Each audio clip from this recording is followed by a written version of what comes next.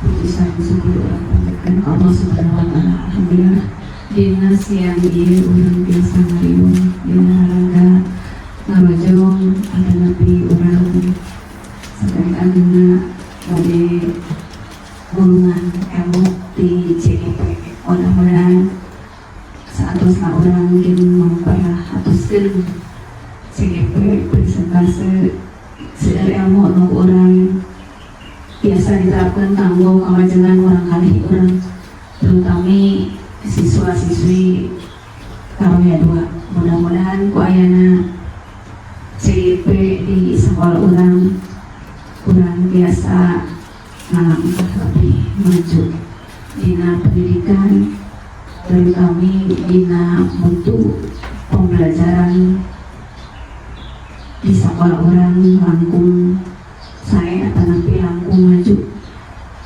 Ibu pesantren dina waktu ayeuna oge alhamdulillah bisa dibanggakeun kerja sareng kreativitas Bapak sareng Ibu guru.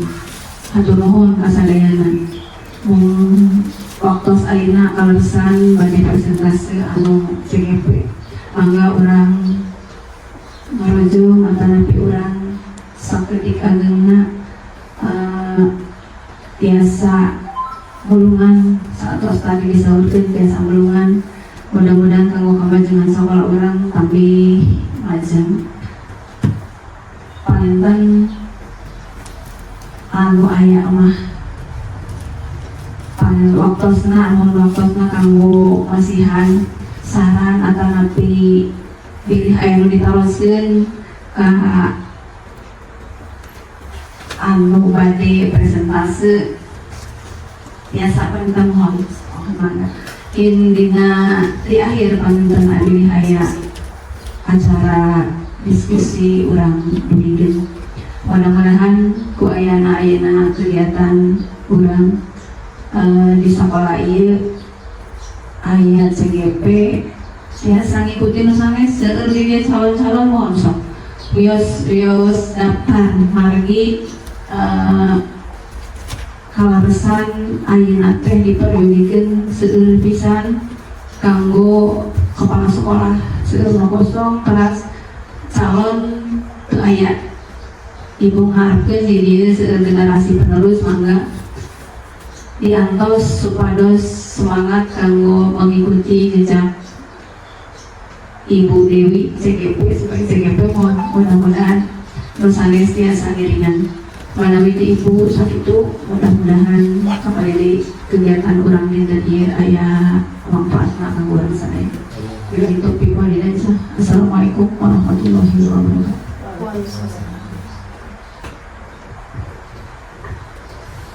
Ya, terima kasih kepada Ibu Kepala Sekolah SD Bengkolaya yang sudah memberikan pembukaan pada presentasi hari ini.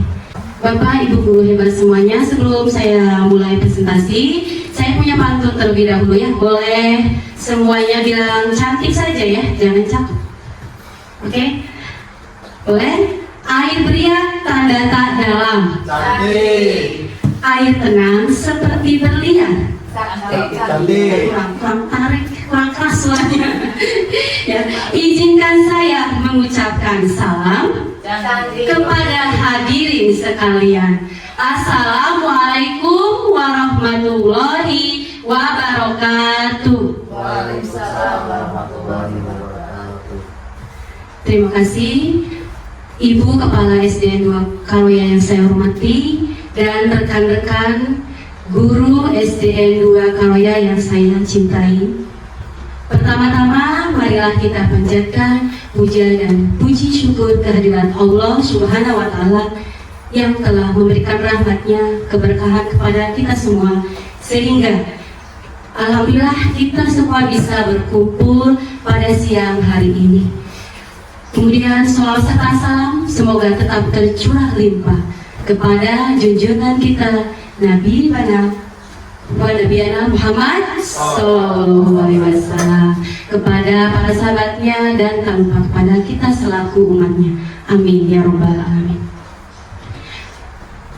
Kemudian saya ucapkan terima kasih yang sebesar-besarnya kepada Ibu Kepala Sekolah yang sudah memberikan supportnya yang luar biasa kepada saya ya untuk mengikuti program guru penggerak. Terima kasih Ibu, dan kepada Bapak Ibu guru hebat SD 2 Karoya yang telah menyempatkan waktunya pada siang ini ya, meskipun mungkinlah sudah mengajar ya, tapi berkenan untuk tetap menghadiri acara pengimbasan pendidikan guru penggerak. Baiklah, perkenalkan, boleh saya perkenalan lagi? Boleh ya. Oke, perkenalkan, nama saya Dewi Dahlia. Saya adalah calon guru penggerak angkatan 11 dari Kabupaten Kuningan. Pada hari ini saya akan melaksanakan diseminasi atau pengimbasan modul 1.4 tentang penerapan budaya positif. Di sini saya bukanlah guru yang terhebat ataupun guru yang terpintar, karena semuanya adalah guru-guru hebat, guru-guru pintar.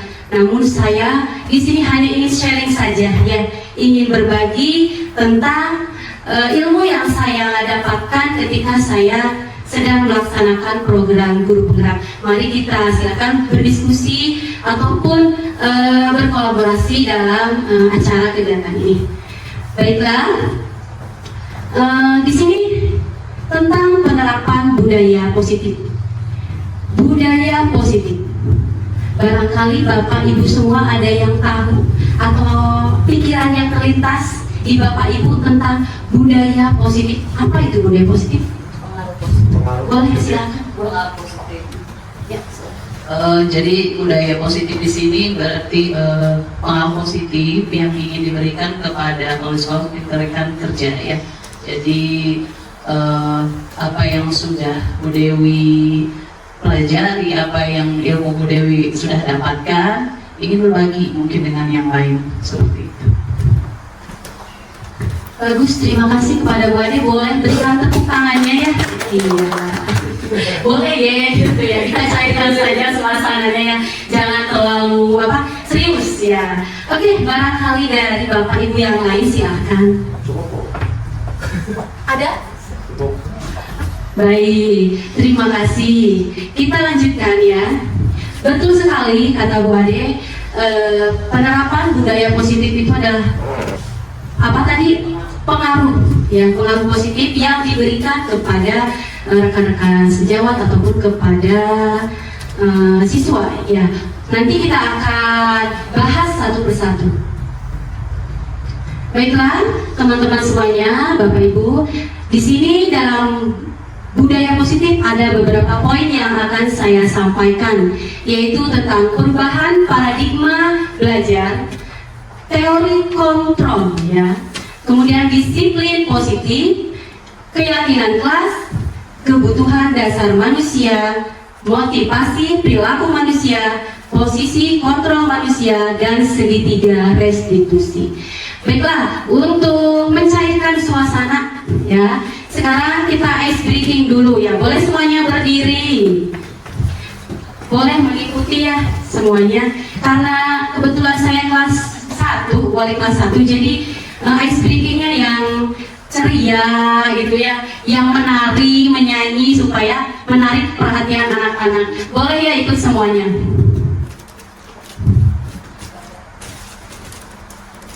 Dua kali.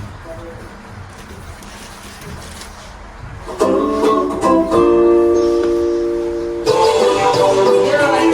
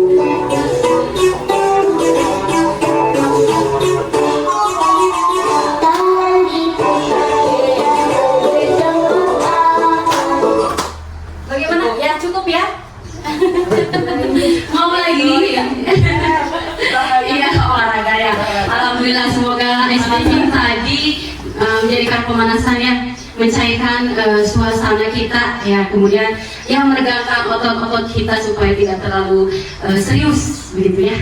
Oke, kita lanjutkan.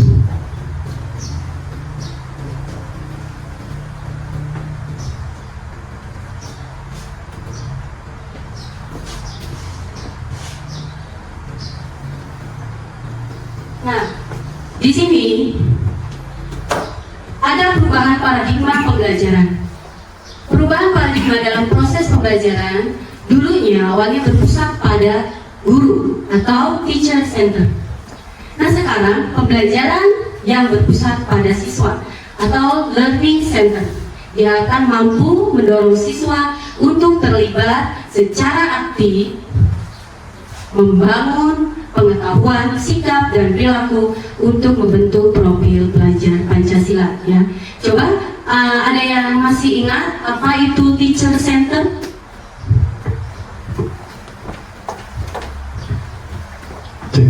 Ya, baik. Saya mungkin akan sedikit menyampaikan mengenai teacher center. Teacher center yang saya pahami yaitu pembelajaran yang berpusat kepada guru. Jadi guru itu hanya sifatnya ceramah saja dalam pembelajaran tanpa melibatkan keaktifan siswa. Jadi siswa itu hanya sebagai pendengar dan guru itu seperti mendongeng atau berceramah. Nah, itu mungkin kurang efektif ya. Itu mungkin yang saya ketahui, Bu. Terima kasih.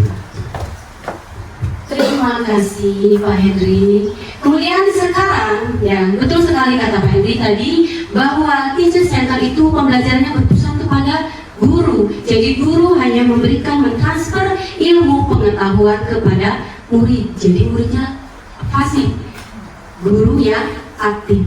Nah, sekarang paradigma pembelajaran sudah berganti menjadi learning center. Coba ada yang tahu learning center? Yes. Student center. Mungkin kebalikannya dari teacher center, Bu Dewi, yang saya pahami. Kalau tadi justru guru di sana hanya murid di sana hanya sebagai pendengar. Jadi di sana berarti muridnya sifatnya pasif. Tapi sebaliknya kalau di learning center, student center, siswanya yang aktif. Jadi guru memberikan kesempatan kepada siswa untuk mengapresiasikan apa yang mereka sudah pelajari. Jadi guru hanya memfasilitasi mungkin sana. Ya, terima kasih. Betul sekali ya bahwa learning center itu siswa yang aktif ya, kebalikan dari teacher center, bahwa seorang guru itu harus mengaktifkan siswanya sesuai dengan profil pelajar Pancasila. Di sini KHD atau Ki Hajar Dewantara menyatakan untuk menciptakan murid yang merdeka, syarat utamanya adalah harus ada disiplin yang kuat.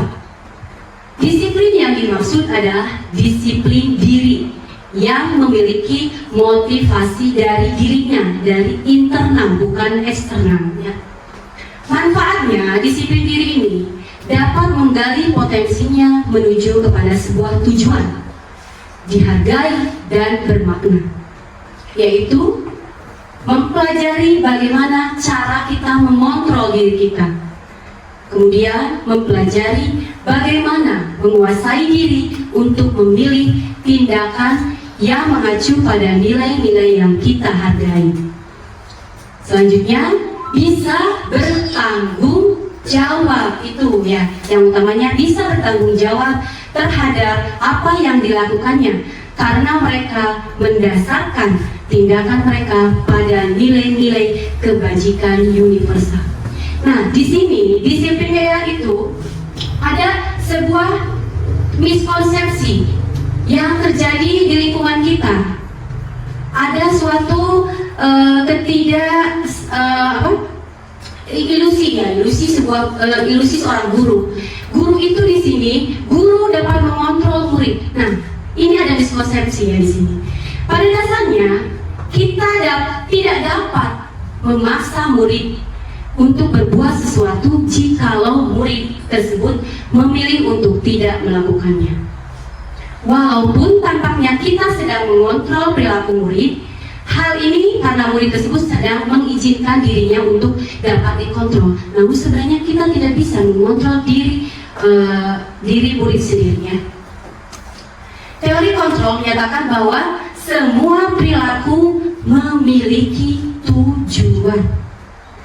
Bahkan terhadap perilaku yang tidak disukai mungkin mereka punya tujuannya. Kenapa mereka melakukannya? Kemudian miskonsepsi yang kedua, bahwa semua penguatan positif efektif dan bermanfaat. Penguatan positif atau bujukan yang datang dari kita sebagai guru adalah bentuk-bentuk kontrol. Segala usaha untuk mempengaruhi murid agar mengulangi suatu perilaku tertentu adalah suatu usaha untuk mengontrol murid tersebut. Dalam jangka waktu tertentu mungkin murid akan nurut ya terhadap bujukan kita. Namun sebenarnya murid tersebut menjadi akan tergantung pada pendapat yang kita berikan. Jadi semua bujukan kita itu adalah sebagai suatu wujud anak ya murid untuk nantinya tergantung kepada pendapat dari guru. Selanjutnya ada miskonsepsi lagi bahwa kritik dan membuat orang merasa bersalah dapat menguatkan karakter. Menggunakan kritik dan rasa bersalah untuk mengontrol murid-murid menuju pada identitas gagal. Kamu mah masa segitu aja tidak bisa. Nah, itu adalah kalimat-kalimat yang akan mematahkan ya semangat murid. Meskipun kita niatnya baik untuk memberikan semangat, namun itu malah menjadi bumerang kepada pribadi atau karakter murid tersebut. Ya. Karena seringkali guru cukup menggunakan suara halus ya, namun pesan-pesannya disampaikan negatif. Kamu mah masa segitu aja gak bisa. Meskipun suaranya nadanya halus gitu ya, tapi kalimatnya mungkin negatif. Selanjutnya mungkin ini yang sering ya kita laksanakan, mungkin ilusi orang dewasa berhak memaksa. Ya, banyak orang dewasa yang percaya bahwa mereka memiliki tanggung jawab untuk membuat murid-murid berbuat hal-hal tertentu. Apapun yang dilakukan dapat diterima selama ada sebuah kemajuan berdasarkan sebuah pengukuhan kinerja. Pada saat itu pula orang dewasa akan menyadari bahwa perilaku memaksa tidak akan efektif untuk jangka waktu panjang dan sebuah hubungan permusuhan akan terbentuk. Ya. Itu juga sering kita lakukan mungkin pada anak-anak kita, bahwa sebenarnya memaksa itu adalah kesalahpahaman. Ya. Selanjutnya, nah ini kesimpulannya dari tadi yang dipaparkan, apa itu disiplin positif? Pemikiran Ki Hajar Dewantara dan Dayana sejalan mengenai disiplin, yaitu seseorang yang memiliki disiplin diri berarti mereka bisa bertanggung jawab terhadap apa yang dilakukannya, karena mereka mendasarkan tindakan mereka pada nilai-nilai kebajikan universal. Disiplin positif merupakan salah satu cara penerapan disiplin yang bertujuan untuk menumbuhkan kesadaran ya, untuk menumbuhkan kesadaran serta memberdayakan peserta didik tanpa imbalan, tanpa penghargaan atau reward, ancaman ataupun hukuman. Jadi peserta didik itu dapat melaksanakan disiplin tanpa iming-iming. Disiplin itu tumbuh dari dalam dirinya, bukan karena suatu hukuman atau penghargaan. Paham mungkin di sini ya? Ya, kita lanjut.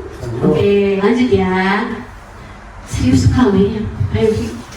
Alhamdulillah ya. Ya, kadang boleh.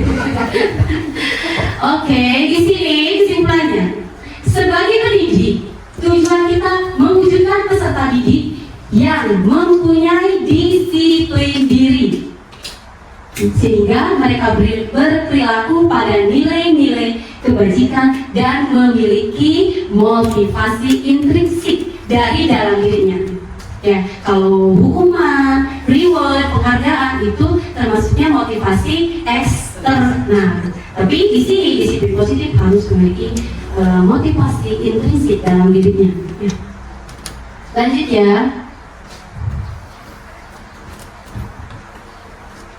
Selanjutnya, berkaitan dengan motivasi. Kata disiplin juga sering dihubungkan dengan hukuman. Padahal itu sungguh berbeda. Karena belajar tentang disiplin positif tidak harus dengan memberikan hukuman. Justru itu adalah salah satu alternatif terakhir. Dan kalau perlu tidak digunakan sama sekali. Disiplin diri berarti mereka bisa bertanggung jawab terhadap apa yang dilakukannya karena mereka mendasarkan tindakan mereka pada nilai-nilai kebajikan universal.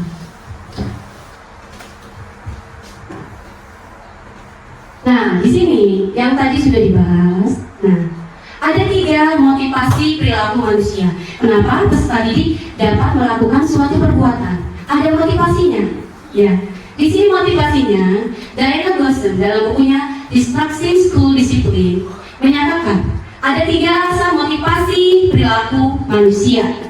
Yang pertama, untuk menghindari hukuman. Nah, ini biasanya banyak terjadi di setiap sekolah karena ada hukuman, jadi anak melaksanakan disiplin. Ya, padahal ini termasuk salah satu motivasi yang paling terdahulu. Kemudian kedua, untuk mendapatkan imbalan atau penghargaan dari orang lain.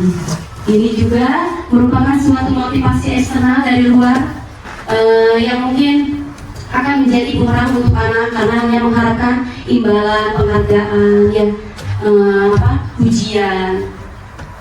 Yang ketiga, untuk menjadi orang yang mereka inginkan dan menghargai diri sendiri dengan nilai-nilai yang mereka percaya. Disinilah motivasi yang paling tinggi, di mana motivasi ini tumbuh dari dalam diri peserta didik itu sendiri.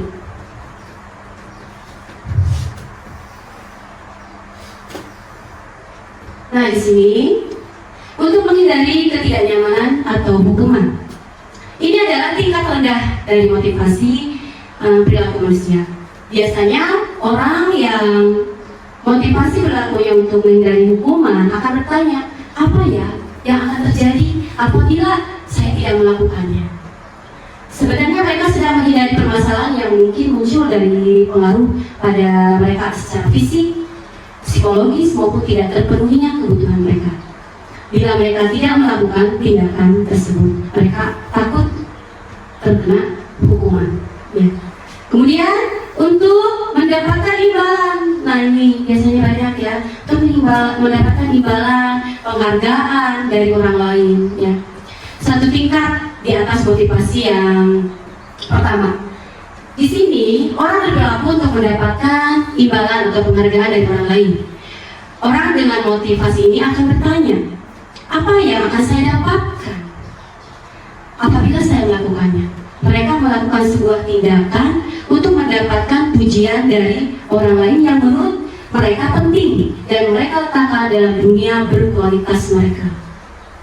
Mereka juga melakukan sesuatu untuk mendapatkan hadiah, pengakuan, ataupun imbalan. Selanjutnya, motivasi yang ketiga menjadi orang yang mereka inginkan dan menghargai diri sendiri dengan nilai-nilai yang mereka percaya. Dengan motivasi ini akan bertanya, akan menjadi apa saya ini? Mereka melakukan sesuatu karena nilai-nilai yang mereka yakini dan hargai. Dan mereka melakukannya karena mereka ingin menjadi orang yang melakukan nilai-nilai yang mereka yakini tersebut. Ini adalah motivasi yang akan membuat seseorang memiliki disiplin positif karena motivasi bergeraknya bersifat internal, bukan eksternal.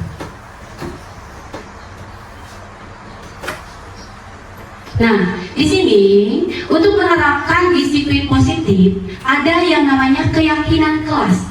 Ada yang sudah pernah mendengar keyakinan kelas? Belum ya, sama. Saya juga baru tahu Bu, ada keyakinan kelas itu ketika saya melaksanakan ikut program guru penggerak. Ada keyakinan kelas, bukan keyakinan kelas nanti kita ini kan ya, boleh. Keyakinan kelas, kesepakatan kelas, bukan peraturan. Ya. Keyakinan kelas, hukuman dan penghargaan. Mengapa keyakinan kelas? Mengapa bukan peraturan kelas? Nah, itulah paradigma baru bahwa peraturan itu harus diganti dengan kesepakatan, bukan peraturan. Kenapa harus keyakinan kelas? Menurut Gosen 1998, suatu keyakinan akan lebih memotivasi seseorang dari dalam dirinya atau memotivasi secara intrinsik. Seseorang akan lebih tergerak dan bersemangat untuk menjalankan keyakinannya daripada hanya sekedar mengikuti serangkaian peraturan. Nah, ini perbedaannya. Kenapa keyakinan kelas bukan peraturan kelas? Kalau keyakinan kelas bersifatnya lebih abstrak daripada peraturan yang lebih rinci dan konkret. Keyakinan kelas berupa pernyataan-pernyataan universal yang mudah dipahami, yang sudah dilaksanakan oleh semua orang, gitu ya. Kemudian pernyataan keyakinan kelas senantiasa dibuat dalam bentuk positif, bukan larangan, gitu ya, ancaman. Kemudian keyakinan kelas hendaknya tidak terlalu banyak sehingga mudah diingat dan dipahami oleh semua warga kelas. Keyakinan kelas sebaiknya sesuatu yang dapat diterapkan di lingkungan tersebut. Dipilih-pilih dulu mana keyakinan yang bisa kita terapkan, mana yang tidak bisa, gitu ya. Kemudian semua warga hendaknya ikut berkontribusi dalam pembuatan. Nah, nanti saya akan memutarkan sebuah video bagaimana cara membuat kesepakatan kelas atau keyakinan kelas ya, lewat kegiatan curah pendapat atau diskusi. Kemudian bersedia meninjau kembali keyakinan kelas dari waktu ke waktu. Jadi keyakinan kelas itu setiap hari, setiap mata pelajaran. Kalau perlu untuk dirubah bisa. Ya, kalau kita misalnya sudah di kesepakatan kelasnya seperti ini, kemudian kita membuat sebuah media pembelajaran tertentu yang butuh kesepakatan kelas yang baru, kita bisa membuatnya. Ya. Nah, di sini ada contoh keyakinan kelas 1 yang tadi sudah dibuat ya, keyakinannya. Boleh saya putarkan? Boleh? Ya, mohon izin kepada semuanya, saya akan memutarkan sebuah video tentang pembuatan kesepakatan kelas.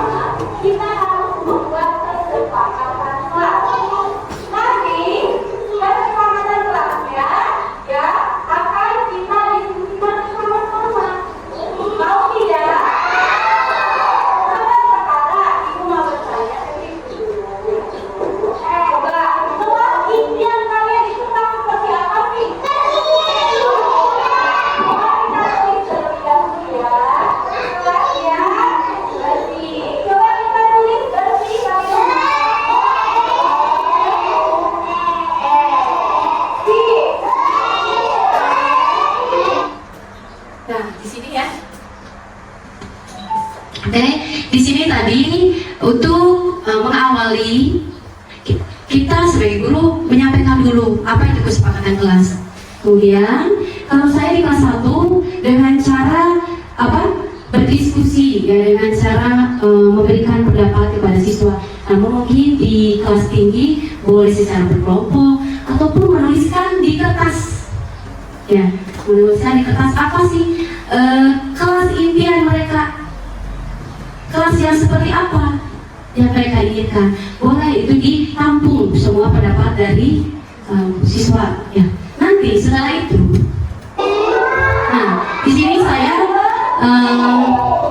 mendata semua impian dari siswa. Di sini saya juga kan dituliskannya, mungkin pembelajaran juga untuk melintas satu untuk mengenal huruf-huruf dan cara mengeja. Kita percepat saja ya. Nah, di sini setelah ada kurang lebih 8 kesepakatan kelas. Nah, kita rapikan kembali kalimat-kalimat yang dari anak menjadi kalimat yang universal yang dapat diterima. Nah, di sini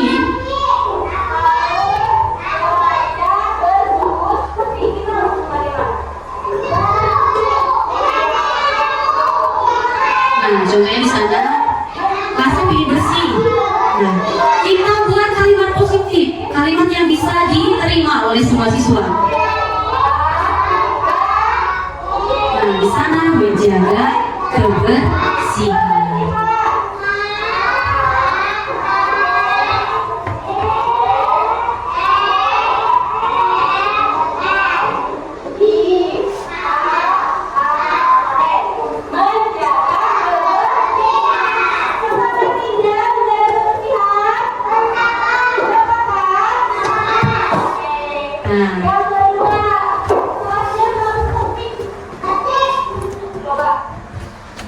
Di akhir kita harus menanyakan kepada siswa sepakat tidak gitu dengan kalimatnya, dengan kesepakatan tadi. Nah, setelah kita merubah kalimatnya menjadi kalimat yang universal, kemudian kita buat sebuah project, ya. Kita buat sebuah proyek untuk membuat kesepakatan kelas bersama-sama. Jadi siswa pun diajak untuk membuat proyek atau poster, ya, lebih singkatnya poster tentang kesepakatan kelas. Kita memberikan partisipasi dari peserta didik.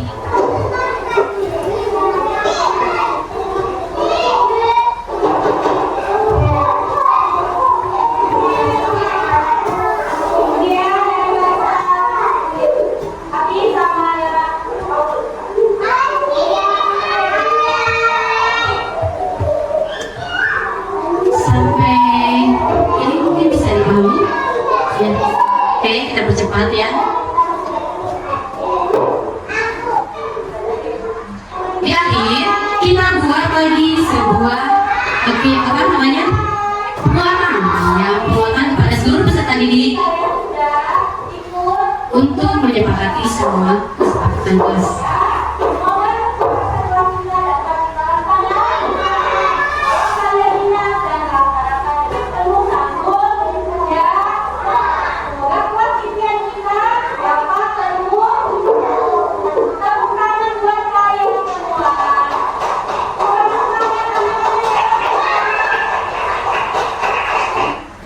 Nah, sekian video tentang pembuatan kesepakatan kelas. Kesepakatan itu timbul lahir dari semua peserta didik yang nantinya kesepakatan itu akan menjadi sebuah keyakinan kelas yang mereka yakini. Ya, keyakinan kelas itu timbul dari kesepakatan kelas.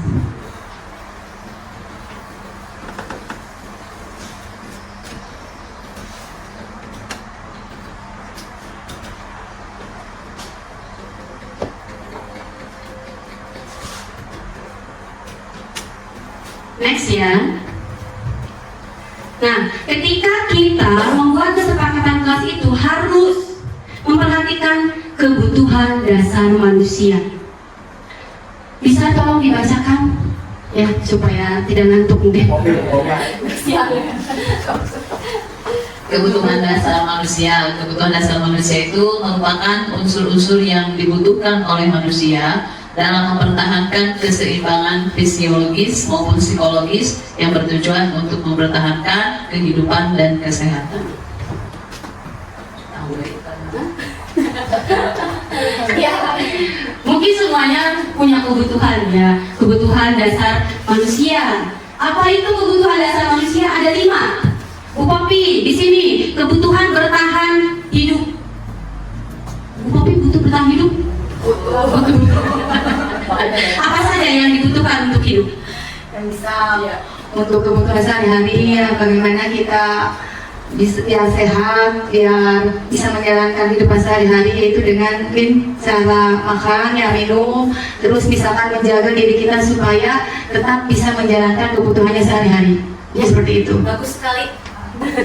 Terima kasih. Kemudian untuk yang kedua, cinta dan kasih sayang, kebutuhan untuk diterima. Butuh kasih sayang Bu Menteri? Jelas ya, jelas. Cinta dan kasih sayang dari siapa saja Bu Nadia? Dari keluarga. Dari keluarga. Ya, kalau Pak Edi dari siapa? Cinta dan kasih sayangnya? Oh, dari istri dan anak-anak. Ya, boleh, itu sama dengan keluarga ya. Ya. Selanjutnya,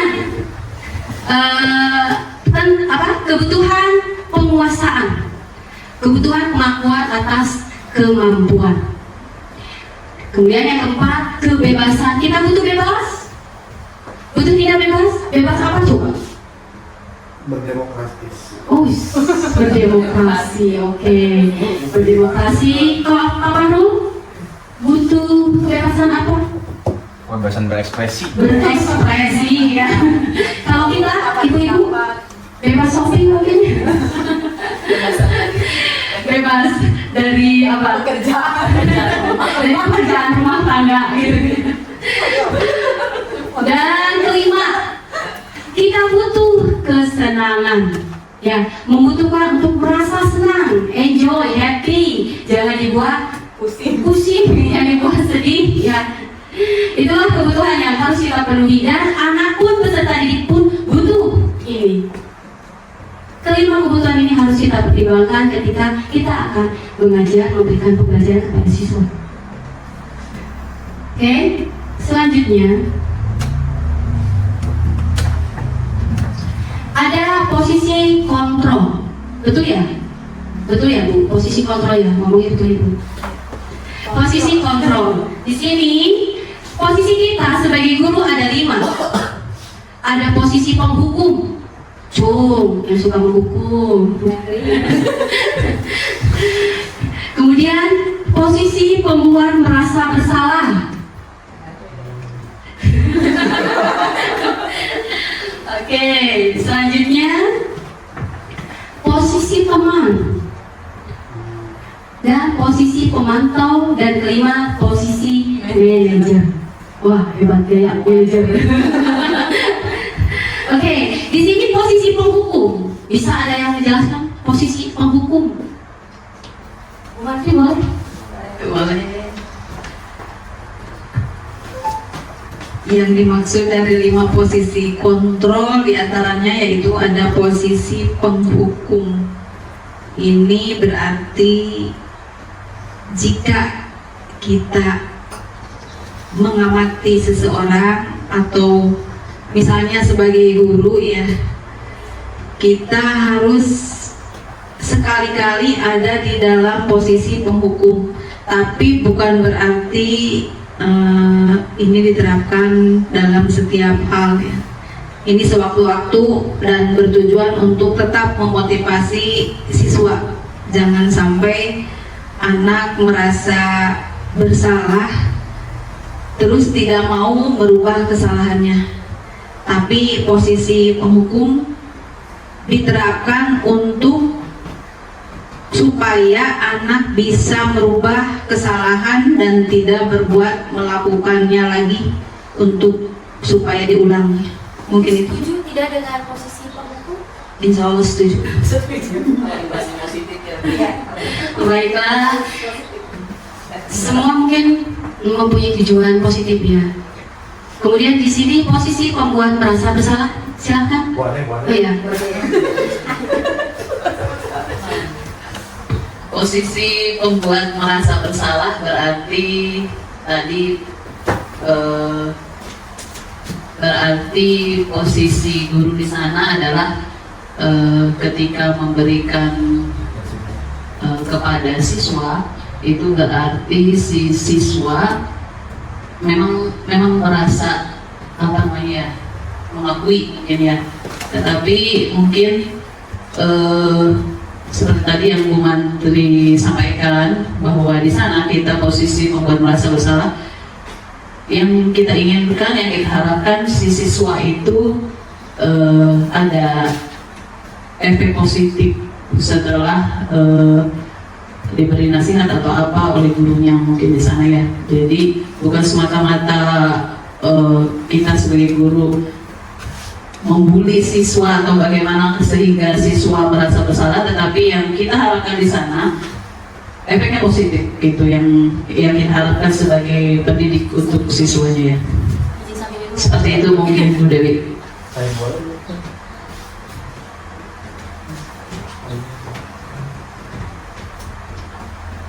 Baiklah, terima kasih Bu Menteri, Bu Ade yang sudah memberikan pendapatnya tentang posisi penghukum dan posisi merasa bersalah, pembuat merasa bersalah.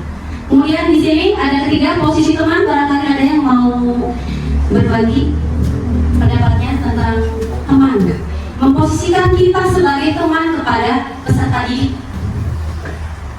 Mungkin di sini seorang guru harus memposisikan sebagai teman. Jadi kita sebagai guru juga harus dekat dengan siswa ya.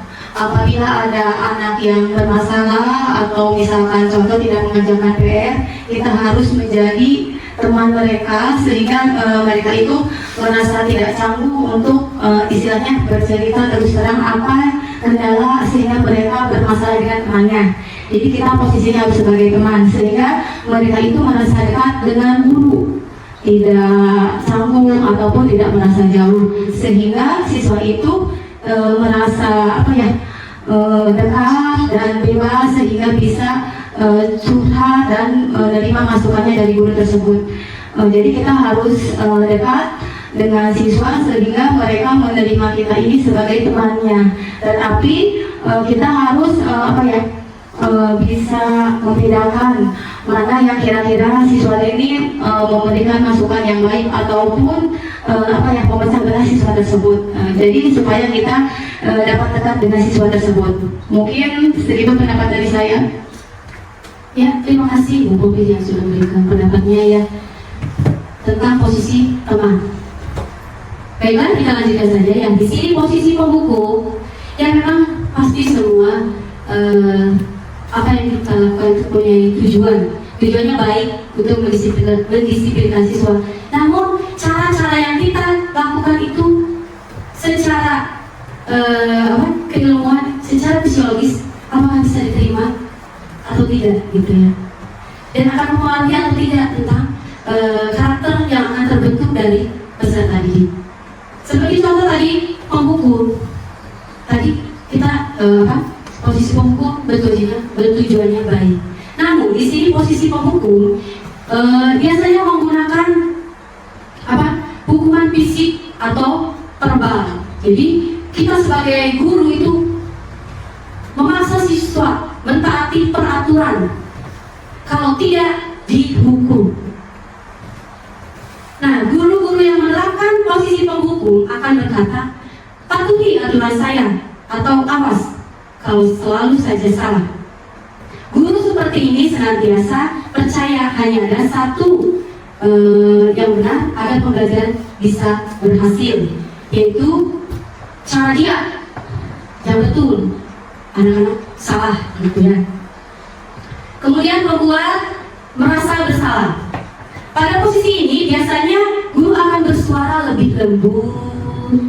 Pembuat orang bersalah akan menggunakan keheningan. Jadi membuat orang lain merasa tidak nyaman, bersalah, atau rendah diri. Contohnya begini, berapa kali ibu sudah bilang, kamu itu jangan seperti itu. Ibu sangat kecewa sekali sama kamu. Meskipun lembut ya Bu, tapi itu ya akan mempengaruhi psikologis dari siswa.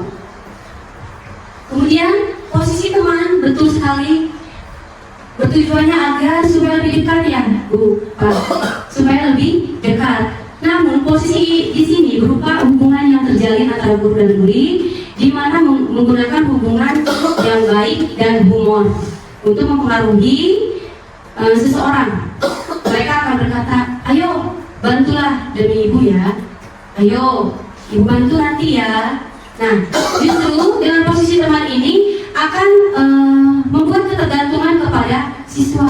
Kalau tidak ada guru tersebut, mungkin dia akan merasa kehilangan, dia tidak punya motivasi. Ya.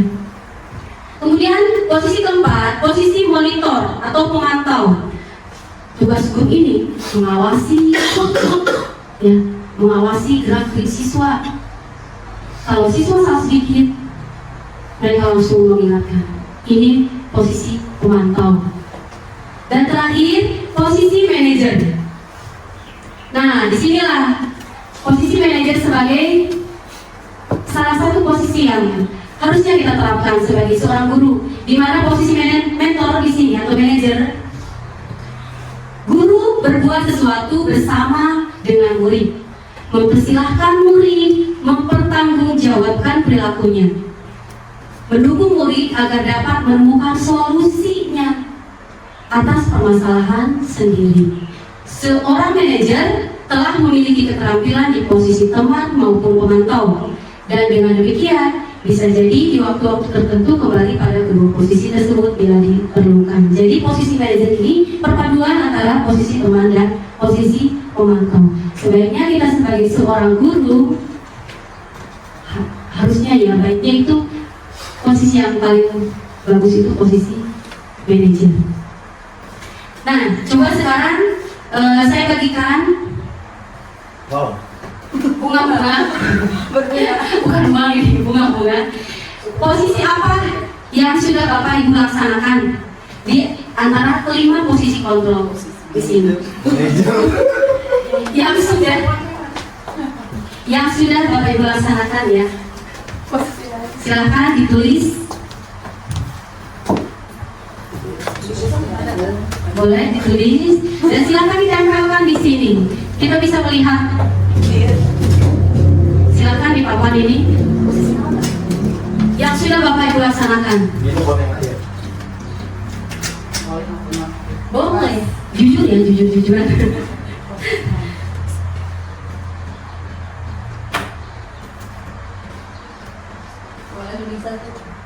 Satu aja.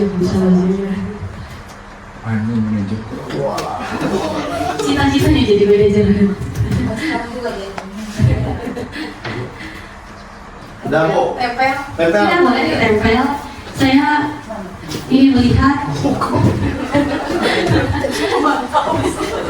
Terus tempel kayak kesarian.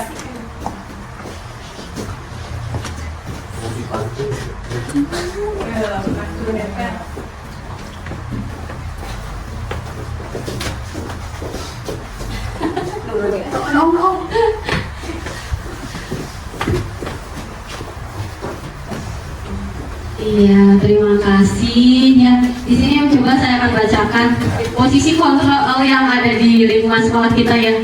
Izin untuk membacanya di sini. Ada posisi penghukum, ada posisi pemantau, posisi manajer alhamdulillah ada ya, sudah menerapkan. Ada juga posisi manajer dan ada posisi teman. Ya, terima kasih partisipasinya. Tepuk tangan boleh. Ya, coba sekarang tebak-tebakan lah. Contoh di sini.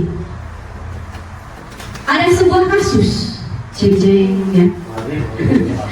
Ada kasus siswa kesiangan ketika datang ke sekolah. Lari mengelilingi lapangan 20 balik. Apa itu posisinya? Ya, bagus. Penghukum ya? Oke. Berapa kali Bapak Ibu harus memberitahu kamu? Kamu selalu saja mengecewakan. Rasa bersalah. Membuat rasa bersalah. Iya, betul. Tepuk tangan yang sudah menjawab. Berarti sudah paham ya? Sekarang sudah paham posisinya ada di mana. Ya. Ada kasus lagi yang kedua. kedua, masih tetap sama ya. Siswa selalu kesiangan ketika datang ke sekolah. Nah begini kalimatnya, ayo dong ikuti aturan sekolah. Tolong bantu Bapak Ibu ya, sekali ini saja. Ya sudah, tidak apa-apa, lain kali jangan berbuat seperti itu lagi. Teman. Seperti apa? Teman. Kamu sudah melanggar peraturan. Kamu tahu konsekuensinya? Setelah bel pulang tugas, yang tertinggal selesaikan dulu. Oke, kita lihat jawabannya. Betul. Mana suaranya? Iya, lulus ya. Lulus. Nah, di sini di posisi terakhir. Begini kalimatnya. Apakah kamu tahu kesalahanmu? Kira-kira bagaimana kamu memperbaiki kesalahan itu?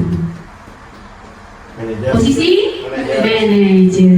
Nah, dari kelima posisi ini, Bapak Ibu mungkin sudah paham mana yang seharusnya Bapak Ibu laksanakan sebagai seorang guru.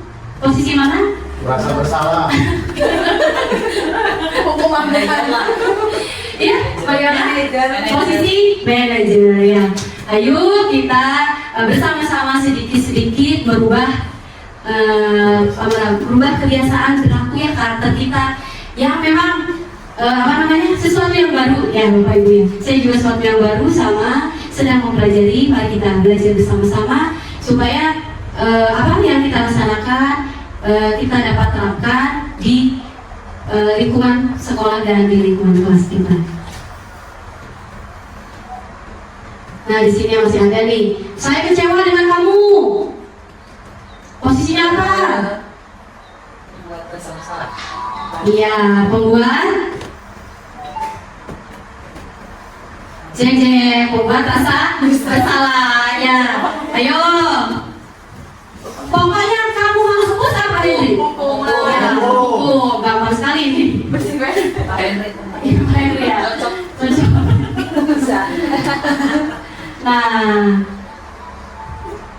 kembali kita ke disiplin ya Bapak Ibu ya. Posisi kontrolnya, tujuan dari posisi tersebut untuk apa sih? Ya, di sini sebagai pendidik, tujuan kita adalah menciptakan anak-anak yang memiliki disiplin diri sehingga mereka bisa berperilaku dengan mengacu pada nilai-nilai kebajikan universal dan memiliki motivasi intrinsik. Beberapa kegiatan yang sudah kita laksanakan di sekolah sudah bagus ya Bapak Ibu ya, sudah mampu menerapkan disiplin positif. Di antaranya, ada yang kenal ini sekolah mana? Sekolah kita ya. Di sini kita sudah melaksanakan penanaman apa namanya? Bibit itu tumbuhan. Penanaman bibit tumbuhan. Ini merupakan suatu budaya positif ya. Kemudian melaksanakan pengibaran bendera dan melaksanakan sholat berjamaah, sholat duha, sholat zuhur yang berjamaah. Itu merupakan kegiatan-kegiatan yang harus kita laksanakan supaya dapat menerapkan dan membentuk budaya positif di sekolah. Selanjutnya Bapak Ibu, mungkin ini materi yang terakhir ya. Di sini ada segitiga restitusi. Ada yang sudah pernah mendengar segitiga restitusi? Adanya segitiga apa? Segitiga siku-siku, segitiga biru, itu mah selingkuh.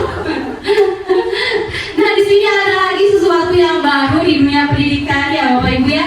Ada segitiga restitusi, sesuatu yang baru, sesuatu hal yang mungkin akan membantu kita ketika anak melakukan sebuah kesalahan. Apa yang harusnya kita laksanakan? Di sana, ini sebagai pendukung posisi manajer, kita laksanakan, yaitu segitiga restitusi. Segitiga restitusi merupakan proses untuk menciptakan kondisi bagi murid untuk memperbaiki memperbaiki kesalahan mereka sehingga mereka bisa kembali pada kelompok mereka dengan karakter yang lebih kuat. Jadi ketika anak membuat suatu kesalahan, kita menuntut mereka untuk mempertanggungjawabkan kesalahannya dan menemukan solusinya dari kesalahannya, bukan dengan hukuman. Tapi kita harus menemukan solusinya, kesalahannya itu kenapa, ya, jangan sampai diulangi kembali. Di sini segitiga restitusi ada 3 tahap. 1, menstabilkan identitas. Jadi kita tanya dulu Bapak Ibu, kenapa tadi melakukan kesalahan? Kesalahan kamu itu apa ya? Jadi menyadarkan mereka ya tentang kesalahannya, biar supaya mereka timbul rasa oh iya tadi saya salah gitu ya. Kemudian yang kedua, validasi tindakan yang salah. Setelah kita bertanya, kita validasi, tanya kembali, apakah tadi perbuatan kamu merupakan suatu kesalahan? Biarkan mereka yang menjawabnya. Kemudian yang ketiga, menanyakan keyakinan. Apakah yang sudah kamu lakukan itu sudah sesuai tidak dengan keyakinan kelas yang sudah disepakati? Nah, itu kita kembalikan dengan keyakinan kelas yang sudah disepakati. Di sini ada sebuah contoh video tentang penerapan segitiga restitusi ya, yang sudah saya laksanakan di kelas 1.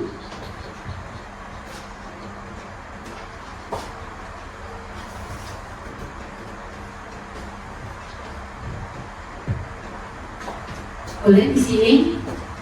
Kasusnya ada siswa datang terlambat.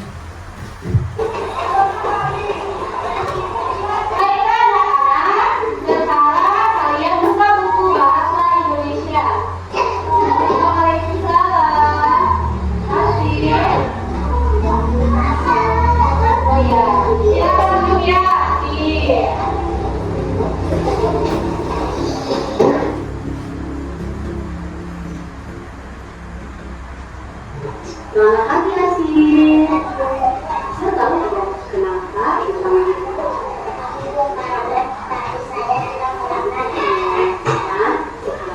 Mau tanya apa yang selama itu kamu saja?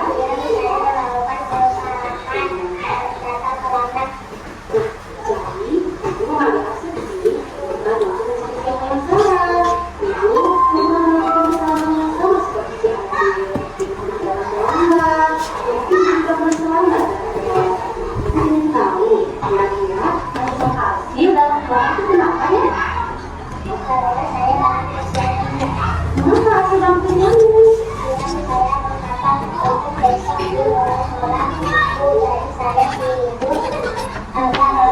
Oh begitu, berarti hasil harus menghabiskan waktu agar tidak terlalu lama. Nah, hasil masih ingat tidak kesepakatan mahasiswa?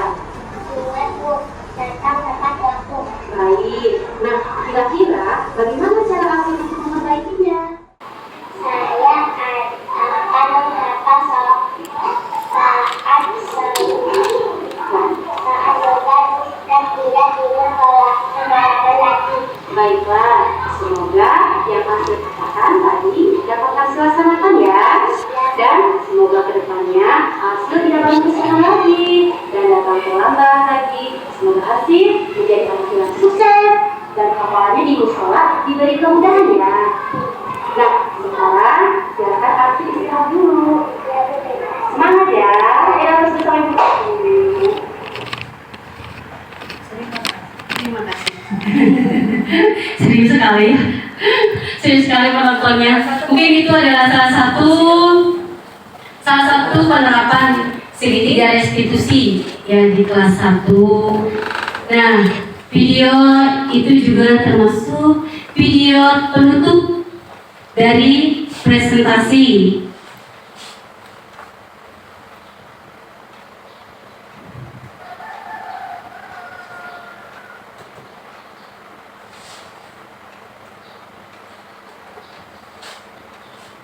Sekian presentasi tentang modul 1.4 penerapan budaya positif. Salam guru penggerak, guru bergerak Indonesia maju. Guru penggerak, tergerak, bergerak, menggerakkan. Terima kasih. Baiklah, untuk selanjutnya barangkali kita masuk ke posisi pada kegiatan diskusi. Barangkali ada yang mau ditanyakan atau memberi masukan. Ya, silakan.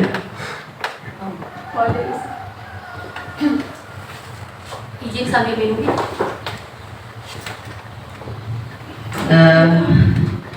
Tidak banyak mungkin ya Bu Dewi, bukan berupa pertanyaan sih.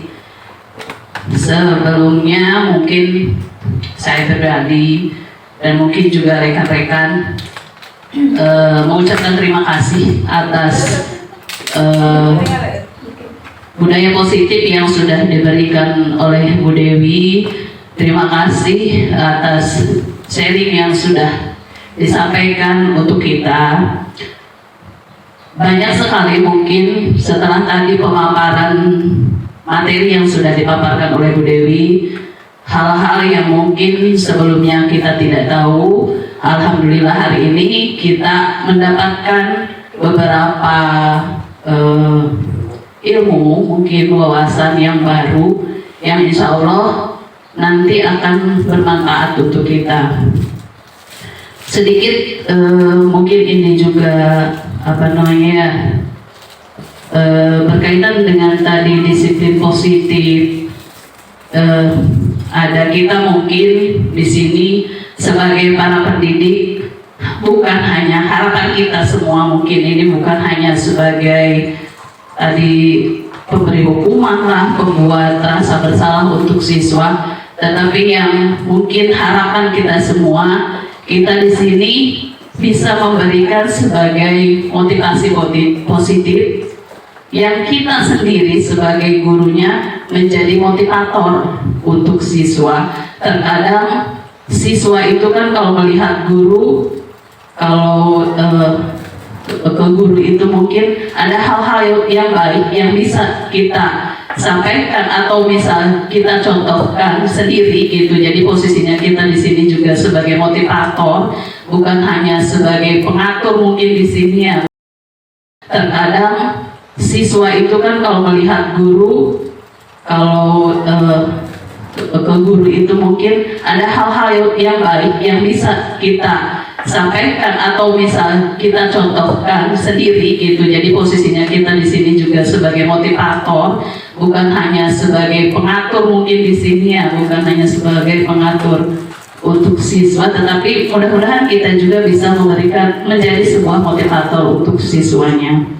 Dan satu lagi mungkin tadi hal yang saya dapatkan mungkin berkaitan dengan keyakinan kelas itu.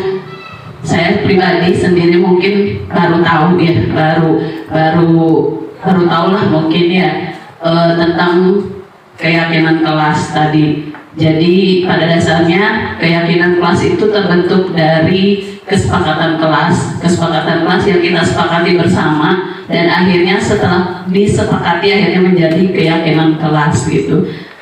Sebelumnya kan kita kalau membuat kesepakatan kelas hanya kita yang membuat sebagai guru, tapi seharusnya mungkin dari ilmu yang kita dapatkan hari ini, kita bersama murid, bersama siswa di kelas menciptakan kondisi kelas, bagaimana kelas itu menjadi mungkin sebuah rumah bagi siswa untuk menjadi rumah kedua dari rumahnya, mendapatkan kenyamanan, terus mendapatkan jadi ketika mereka dilibatkan dalam suatu kegiatan mereka senang gitu, jadi mereka juga dihargai mungkin itu.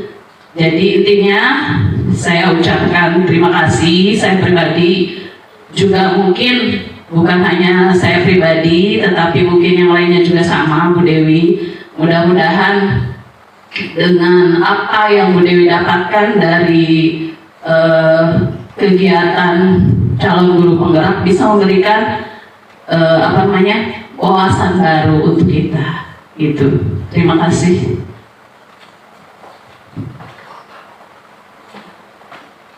Ya, terima kasih Bu Ade. Untuk yang lainnya barangkali ada lagi? Cukup ya, terima kasih ya. Saya juga mengharapkan ilmu yang saya dapatkan dapat saya terapkan dan dapat saya bagikan kepada rekan-rekan guru semua ya.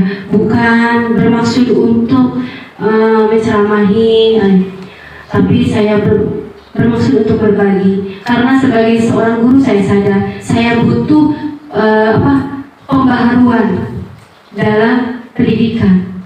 Karena pendidikan itu tidak bisa kita hanya terpaku pada pengetahuan yang dulu. Karena pendidikan semakin hari semakin berkembang. Mungkin itu yang dapat saya sampaikan. Terima kasih sekali yang sebesar-besarnya kepada semua rekan-rekan guru SDN 2 Karoyan. Semoga semuanya sehat selalu, berkah dan ilmunya dapat dimanfaatkan di sekolah kita tercinta, dan semoga sekolah kita bisa lebih maju lagi, lebih berkembang lagi. Terima kasih. Saya akhiri, wabillahi taufiq wal hidayah. Wassalamualaikum warahmatullahi wabarakatuh. Waalaikumsalam warahmatullahi wabarakatuh.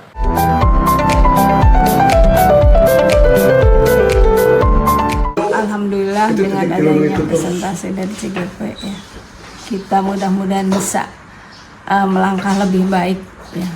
Adapun apa yang tadi telah dipaparkan mudah-mudahan bermanfaat bagi kita semua. Itu saja dari Ibu. Kesan dan pesannya hari ini, terima kasih Bu Dewi sudah memberikan ilmu baru, wawasan baru. Semoga dengan wawasan yang sudah Bu Dewi sampaikan bisa bermanfaat untuk kita semua dan menjadikan sekolah kita menjadi sekolah yang selalu di depan. Terima kasih, semangat. Terima kasih kepada Bu Dewi yang telah memberikan paparannya tentang penerapan budaya positif, dan itu menjadi wawasan baru bagi kita semua. Mudah-mudahan dapat diterapkan di sekolah kita. Semangat Bu Dewi. Ucapannya terima kasih untuk Bu Dewi, calon guru penggerak. Terima kasih atas materinya. Mudah-mudahan materi modul 1.4 budaya positif bisa diterapkan di SD Negeri 2 Karoya. Semangat! Terima kasih kepada Ibu Dewi, calon guru penggerak, atas pemaparan budaya positif yang telah disampaikan di Karoya. Semoga ilmu yang dapat disampaikan bisa bermanfaat untuk guru-guru lain. Semangat Ibu!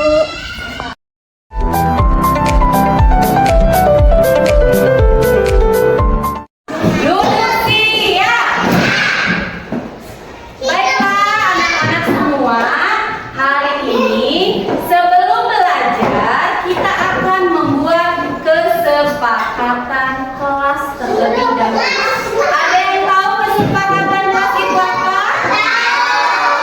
Kesepakatan kelas. Kita duduk ya, supaya kelas kita itu tertib dan nyaman. Kita harus membuat kesepakatan kelas. Nanti kesepakatan kelasnya ya akan kita diskusikan bersama-sama. Mau tidak? Coba sekarang Ibu mau bertanya, Febri duduk dulu yang betul. Coba, kelas impian kalian itu kelas seperti apa sih? Coba kita tulis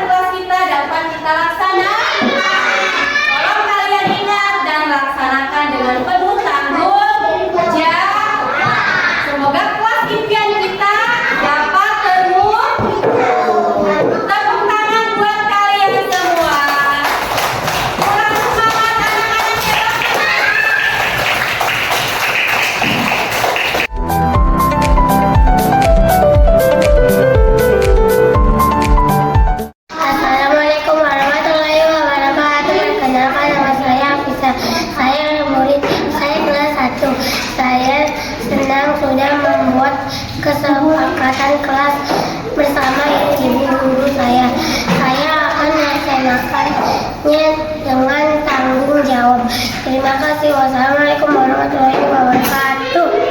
Assalamualaikum warahmatullahi wabarakatuh. Perkenalkan, nama saya Helen, saya kelas 1. Saya senang sudah membuat kesepakatan kelas bersama ibu guru. Saya akan melaksanakan dengan tanggung jawab.